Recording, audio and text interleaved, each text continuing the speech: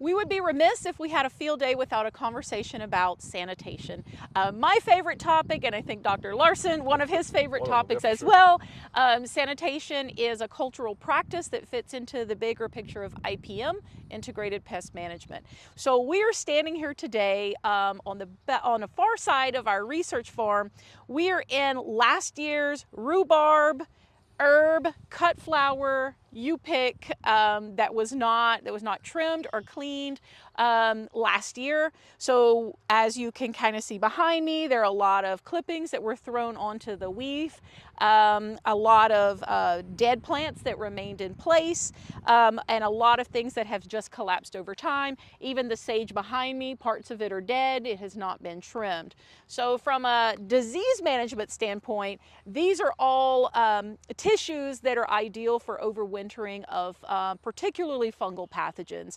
So these plants are harboring, and the clippings as well, are harboring pathogens that were there last year. They have been allowed to overwinter, and so this year the inoculum load, or the amount of that fungal tissue that's ready to infect and to spread, is higher.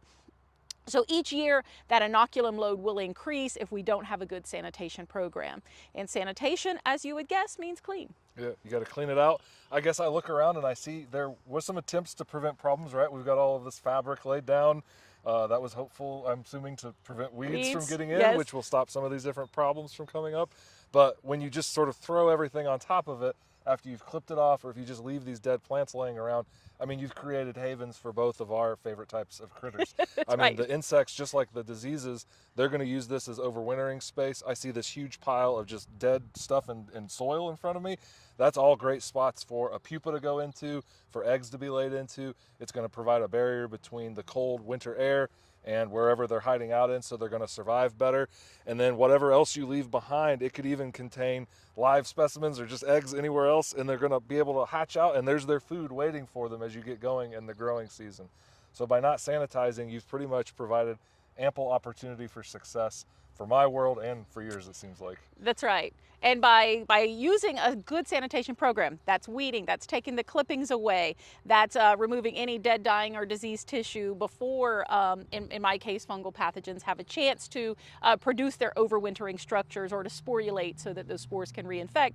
By getting that out sooner, oftentimes you can eliminate about 80 or 85% of your disease pressure just from cleaning it up. And there's no scrubbing, there's no special chemicals to get it done. It's simply just clipping, hauling away, sometimes sweeping your fabric if that is a possible means. For some larger facilities it's not.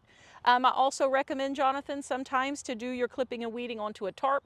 That way you can drag it out and you don't have any of the small stuff left behind. Well, and your stuff is really small, so I could see why that kind of stuff would be important. For me, it's really just about you just can't have piles of stuff like this. I mean, this is just ample real estate for them. You want to make the insects work for it. You know, they have to find your patch of rhubarb or your patch of chives in order to colonize it. If you give them these little islands to overwinter in, they're just going to pop right out and start the whole thing up sooner the next year. Right. So again, in the winter, everybody's dormant, including me. But in the springtime, when spring comes around, this is perfect weather for any pathogen. I like to say, if it's warm enough for us, they're happy too. So it's not too cold and it's not too hot. So this is the time that these fungal pathogens are breaking their dormancy and they're looking for new active growth, especially young succulent tissue. And here it is. We've got new tissue on the rhubarb. Our chives, what's left of them, they're starting to grow again. So we've got new growth on our sage and our bee balm. So this is the time. It should have been cleaned up already.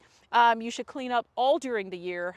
As you see problems, it should always be cleaned up. But in particular, March is the time everything should be spick and span, because those ideal temperatures start hitting around April. But it's never too late. So doing it now is better than not doing it at all.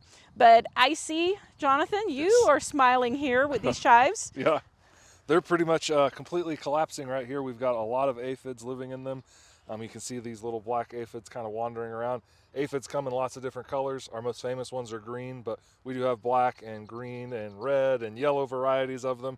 And these ones clearly have found success here, probably from the weeds, probably from some of the material that was left behind from last year, and they were able just to hatch out, and all of their favorite food was waiting for them. So for me, sanitation, I would say, it has to be done in the fall. if you're going to prevent problems in the next year. But just like you said, it's never too late. If you can get it out of there before things start growing, you will hopefully cut out some of these problems at the root. Okay, there you have it. Keep it clean, and anything's better than nothing.